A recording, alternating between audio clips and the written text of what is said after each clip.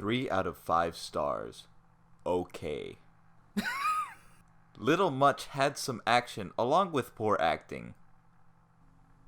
That's it. That's the review. That's all there is. That's it. It perfectly succinctly summarizes it. I mean, what else do you gotta say? Some action, little think had no action, think little. Could you read it again?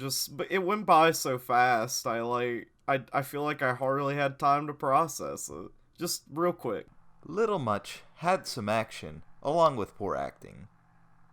Yep.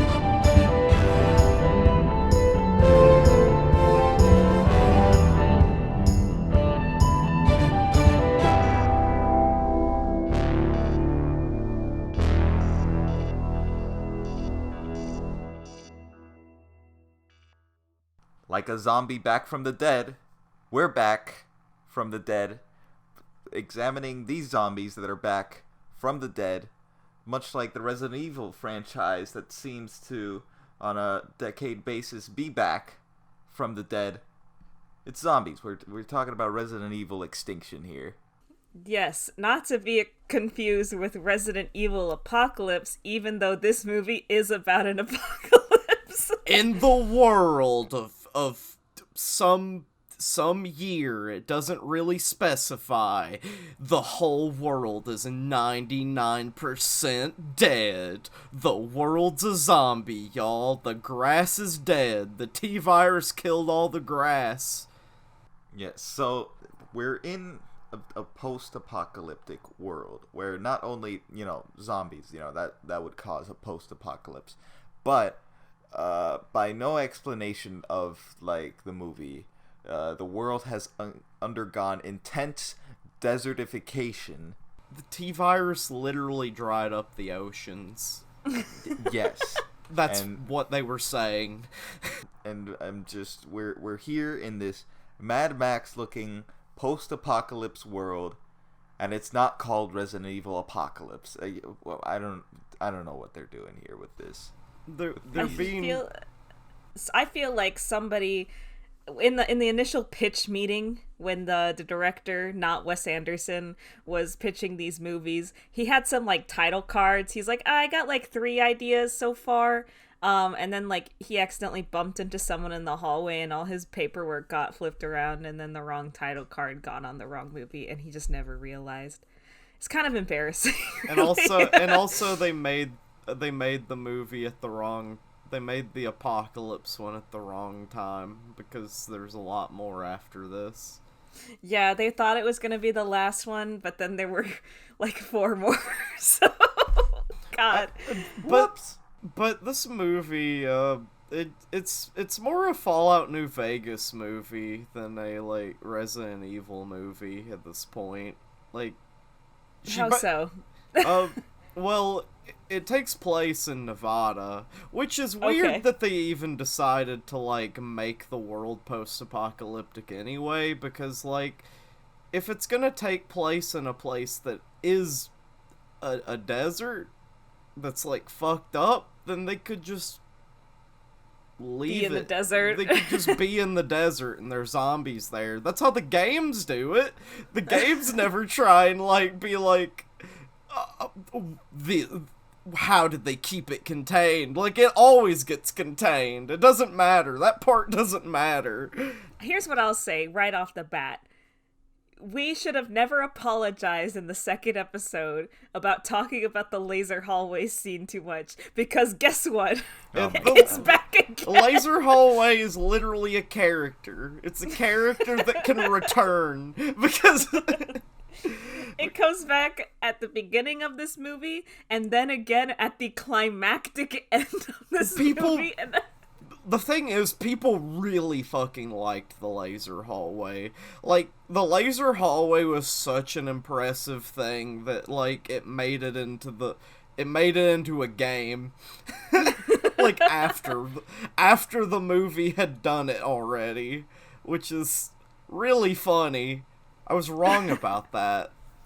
So Alice is here again, as always, being her badass self, but she's in, the facility, Umbrella Underground facility again, and she's doing pretty much a lot of the stuff we saw from the first movie. She dodges the laser hallway and all this until she gets to a hallway where a kind of, like, Beyblade disc shoots up from the ground and shoots her with a bunch of bullets. It's a really cheap way to kill somebody in terms of, like, when we think about, like, the context of the scene in a little bit.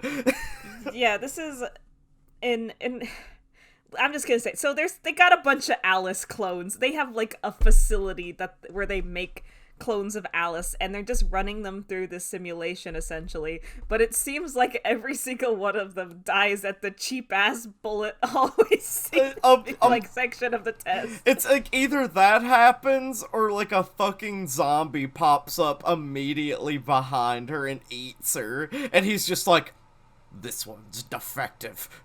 Like the scientist dude in this movie. I forgot his fucking name because... I don't even know his name, and I don't care, even though he's, like, the main villain. He's, like, the main villain, but, like, they put Wesker there to show us, like, oh, so there's the chain of command extends further.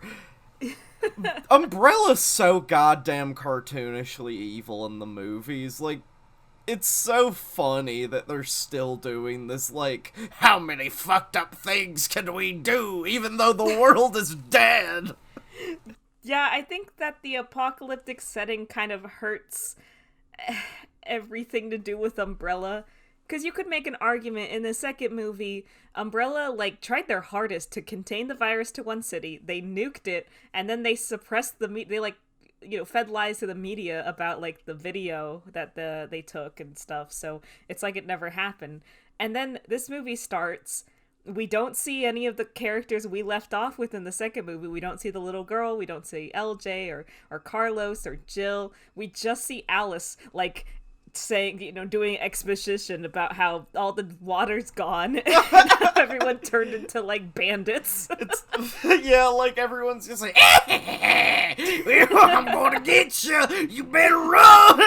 Like, they're fucking raiders. Like, the first thing we see in this movie as, like, an opposing force to our hero Alice isn't zombies, but raiders. And then a zombie. Yeah, zombie dogs, actually. Zombie dogs, and you're like, let him out! Go get him! But this movie's so bright. I feel like I'm baking under the fucking sun in this movie. That's the feeling they're trying to get across, isn't it? Yeah, I feel like a damn dead dog in the heat. Alice has this, like, motorcycle, and she's got, big jackets and scarves and shit and goggles. I just want to know what happened. It was like, whoa, it's the post-apocalypse. I guess I should get my Mad Max gear on. I should actually get my wardrobe to fucking gather here. It's by far the best fit that she's had so far. I do enjoy this, like, look that's just like, I have a trench coat and, like, goggles and shit, but I still have, like, these really, like, these thigh-high stockings, so it's like a little bit of a sexy outfit, and I think that's very fun for her, because I'm sure she made that choice, the director's wife. Right. We were brought into this movie. In the last movie, we got a hint of Alice's new emerging powers. She has psychic powers. She has the ability to just do a lot of fucking shit with her mind, I guess. But, well, yeah, with, like, the drawback that, like, oh, it, like, hurts. You can't use too much of it. and it'll alert Umbrella because she's kind of running away from them, right? Yeah. She's on the run from them, and the problem with this movie is there's not really like a clear goal they're going for in this movie. It's just kind of like them scrambling around for a bit, which I guess, you know, that's how it is with like a lot of zombie movies. You're just like scrambling around trying to survive, but it just feels like I'm looking at a bunch of ants trying to like run away from like the big like magnifying glass of Umbrella, which is especially true considering they have a big magnifying glass satellite in the sky. And that's right. I feel like this movie just kind of drops you in the middle of like a movie that's already been happening for an hour. Yeah, this is the sequel to like some other movies. It's like just like they plop you in there. You're in this like post-apocalyptic world. You know, we got Alice, and then like the characters, the other characters that like you know, we saw together in the last movie, and we thought like, oh, okay, they're gonna be in like a big like team, like, you know, working as a concerted effort like to do stuff against Umbrella or something. But now they're just like a survivor group like in this big bus with like a bunch of other people just like scavenging and stuff, and it's like, okay, we're just in the Mad Max AU here with these characters. Yeah. Jill's not here. The little girl AI's not there. Like LJ, Carlos are there, but then they bring in, of all people, Claire Redfield just out of the blue. And Chris is there too, isn't he? No, he's not actually. No, he's not. It's just so Claire. They bring in Claire, so another cowboy, another goddamn just girl boss-y character. Except they, at least with Jill, she was kind of funny because she like ate cigarettes or whatever. Yeah, she like ate cigarettes and like every time like she had like this like badass monologue, she was like shaking like with anger or something. Yeah, but with Claire, she's just boring. She's not that badass, and she's just kind of there. She and Carlos and LJ, they got their little caravan group, and it's pretty cool. Like, they have, you know, a surveillance system. They have a dedicated like chef truck where they keep a bunch of canned beans. they have like an ambulance they've modified where like the LJ's love interest, she's like the nurse, so she gets to ride in that one. It's kind of fun. Claire just looked bored. She did look very bored to be in the situation like, she was in. It just did not look like... my eyes are not... I'm not getting any information when I'm looking back to, like, what this actress looked like in my head. I see a girl, and that's pretty much it. There is, though, a new, like, young character. Her name is Kmart. Kmart sure is a character, and like I guess she's gonna be part of the team in the next one. That's the impression I got. Yeah, Carlos dies off, right? And LJ does as well, due to a stupid thing that happens. So he holds out for basically like he gets bit and then he stays alright for like a week or something, right? And it's like a really long time. For like a really fun... He's just like, and like, he's like fucking putting Neosporin or something on it to keep it from like getting too nasty, I guess. And well, he gets bit, and then it's like towards the kind of beginning of the movie, like Alice hasn't met up with all the characters yet. She's still doing her own thing. They're doing their own thing. He gets bit, and there's this kind of tension because he, you know, is flirting with the nurse character. I think her name's like Betty or something like that. I don't know. It's like, it's Betty. Let's say Betty. That's like completely the wrong. If I just pulled that out of my ass, I'm gonna feel so bad. What do you mean I did? That's gotta be her name. It's not her name. What's her name then, huh? You tell me. I feel like it was like Resident Evil 3 movie nurse lady. Natalie? I could believe Natalie. Natasha? No, oh wait, no. Her name is right, Nurse Betty. Fuck you. Really, it's Betty? Fuck Fuck you. I guess you're right. Yeah, fuck us. We saw this movie like 3 weeks ago, and I was really gonna remember this nothing character's name. God, I mean, yeah, fuck us, honestly. So he Nurse goes Betty. to hang out with her. He goes to hang out with her in her little ambulance, and I was kind of thinking they were gonna wake up the next morning and open the ambulance to find them both like turned into zombies. But no, that doesn't happen. Instead, the crow scene. This is where the most iconic scene from this movie happens. It's the scene that they used for the trailers on TV. You know it. Alice bathed in fire. So the crows, right? They're like some of the only surviving animals here on this desert planet. I guess they're zombie crows, right? Yes, they ate the zombies, the carrion. They survived on that, but as a result, they became zombie crows that just like work as a horde, as like a hive mind. Evil Tim is back again. And they just like circle and swarm like the bus. They're like the worst threat they've like the Resident Evil crew here have faced thus far. But a murder of crows, it seems, have befallen our heroes.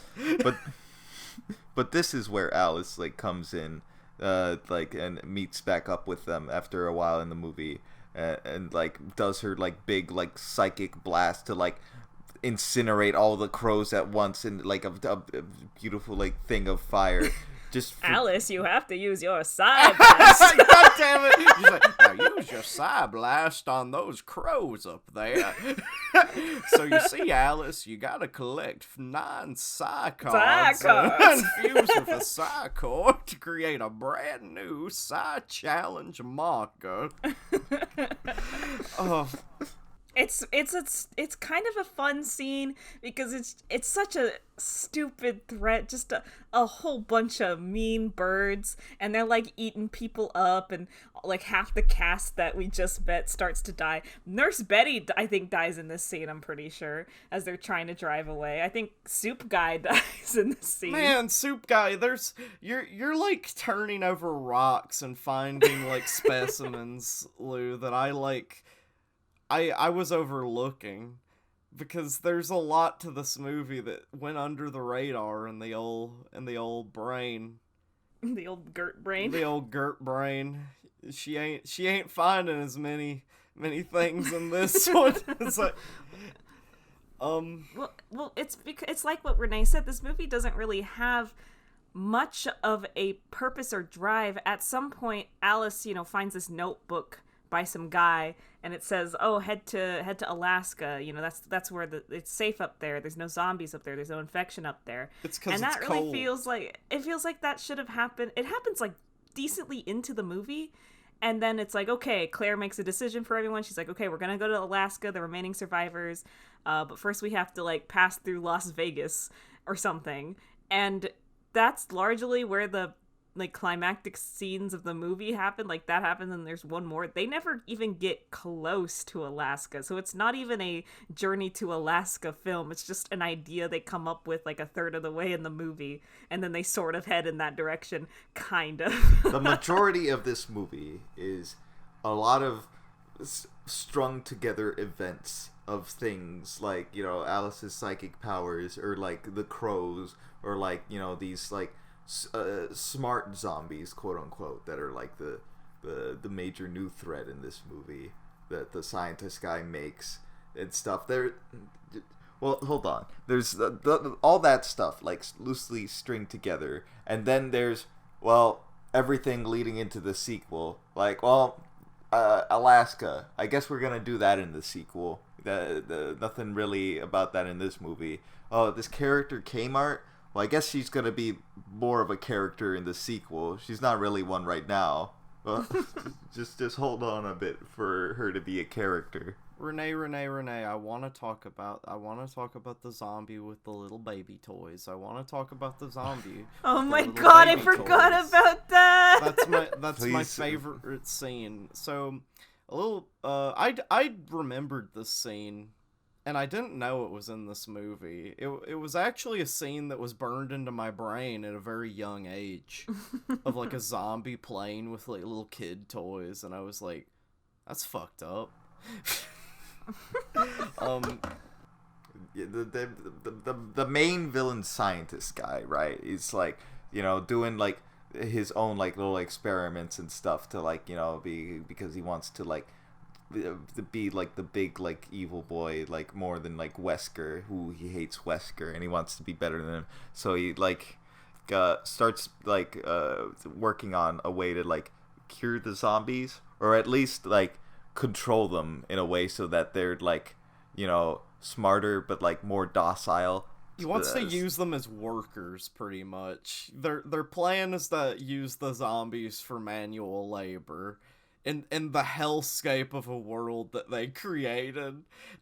So this is what I think about this movie.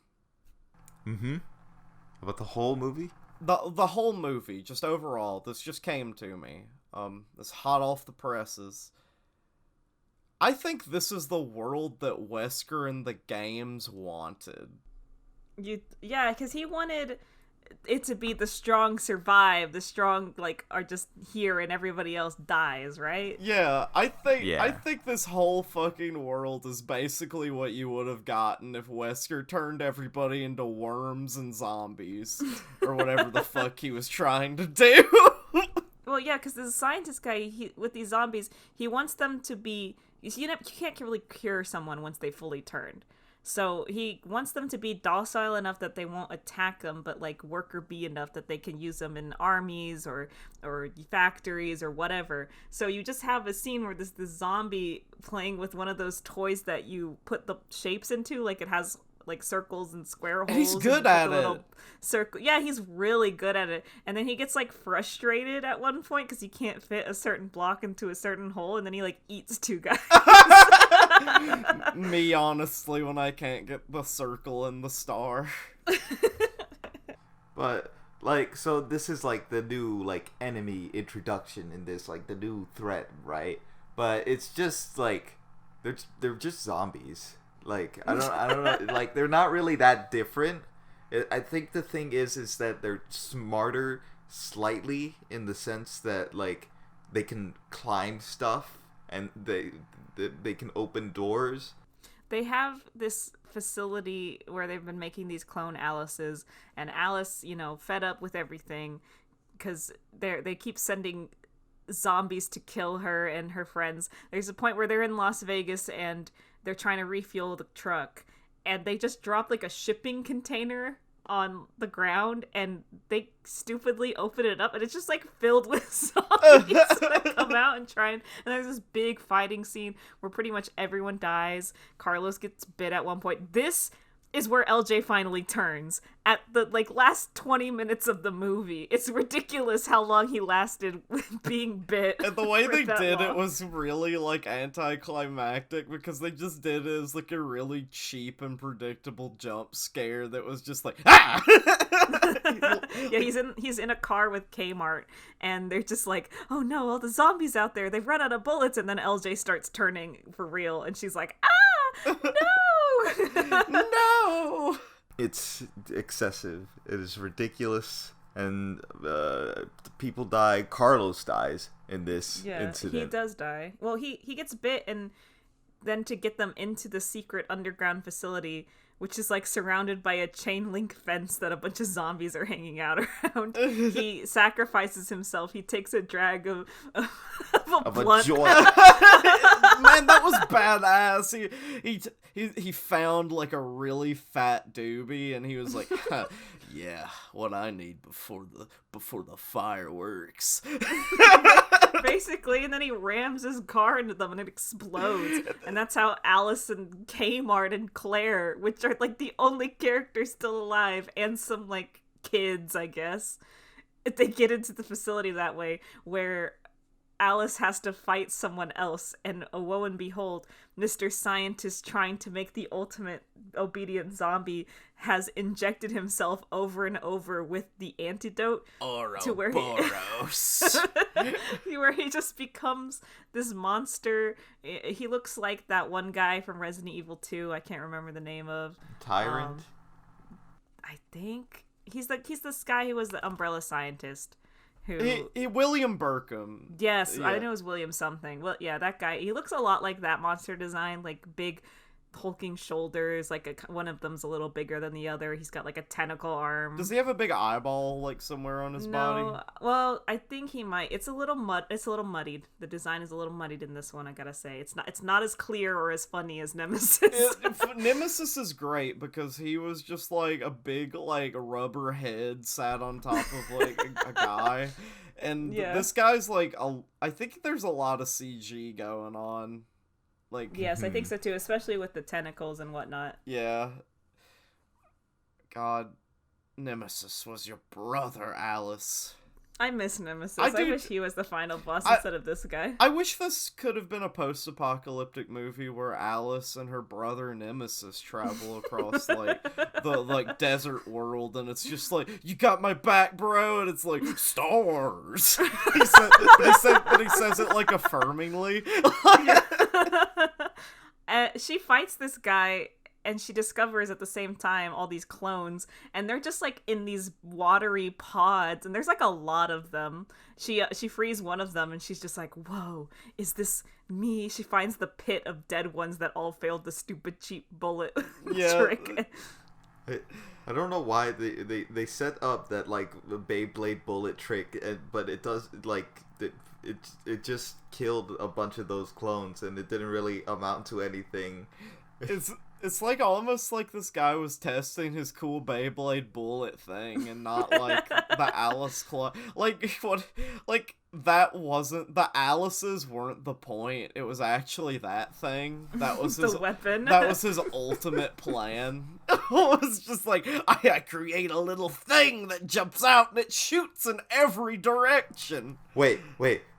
But then there's like the climax, right? Defeats the villain, and it's feels like a hilarious culmination in response to our Resident Evil 1 video, where it's the laser hallway scene that ends up doing away the villain.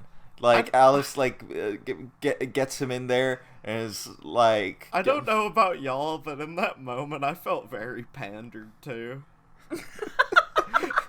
Yeah, she gets him in there, and she's like, we're both gonna die now. And I was like, oh my god, they're ending it with the laser hallway. I can't fucking believe this. I was so happy to see it. It even does the grid thing again. Like it does. The no hope for you now. the chain link fence pattern that just completely dices him. And then like that's it for him there. And of course that was the Alice clone who died with him. She didn't die. Yeah, she didn't die. Oh. She jumped out of the top. No, she didn't jump out the top.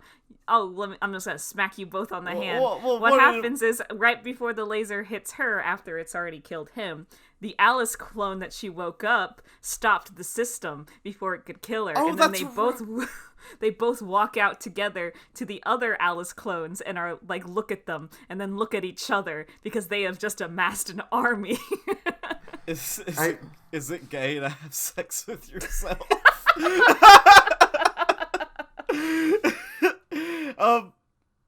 I wanted to bring it up really quick because it's relevant to the last scene of this movie.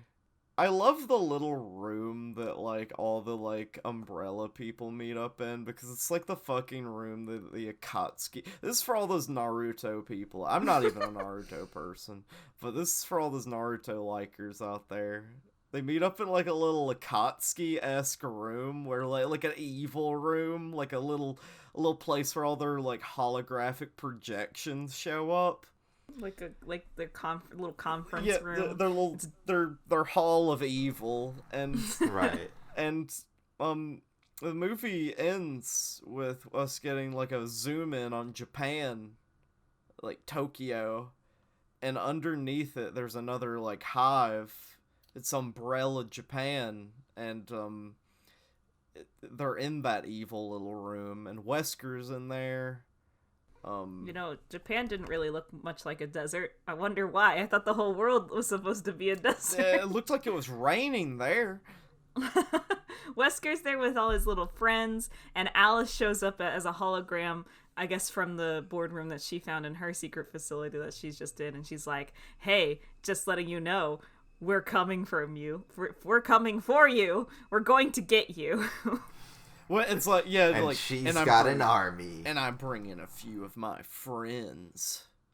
Of which she is not referring to Claire or Kmart, but instead the hundreds of Alice clones that she just found. What could go on, right? In the like, next movie. Y'all want to know? No. But, like, I feel like these Resident Evil movies, much like what happened with the Resident Evil games, where they needed to build up the action and stakes more and more, it feels like they write themselves into a place where, like, well, I guess we're in the apocalypse now. I guess we gotta, like, just have this, like, desert world thing. And then now it's like, well, I guess we have a bunch of Alice clones that are gonna, like, be an army that's gonna fight Umbrella, like, in the desert planet still, or whatever. I don't know what the hell's gonna happen in this sequel. Here's what I think. Here's my little game theory. I think the reason why they're using a bunch of Alice clones and probably the next movie is gonna be very Alice centric is probably because none of the other actors want to come back to this film franchise. It's why Jill didn't come back. It's probably why we're probably never gonna see Claire again. I will be shocked if she is in the next movie. It's why Carlos died. Very, very funny. All right. I don't know for sure,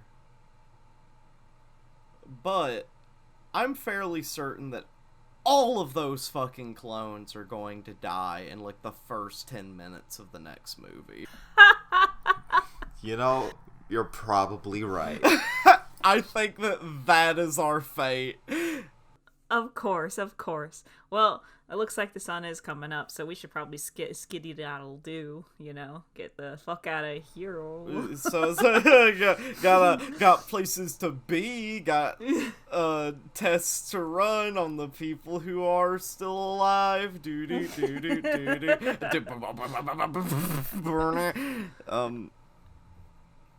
I've been Lucy. I'm Gert. And I'm Rene.